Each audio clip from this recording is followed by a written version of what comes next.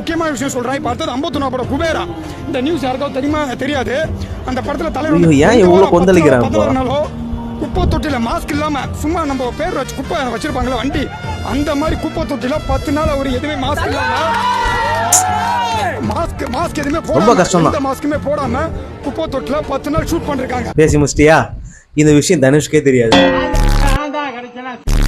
Actor ஒரு 10 நாளைக்கு mask போடாம குப்பை தொட்டி வந்து அந்த ஸ்மெல்ல வந்து தாங்கிட்டு இருக்காருன்றதே இவ்வளவு பெருசா சொல்றீங்க.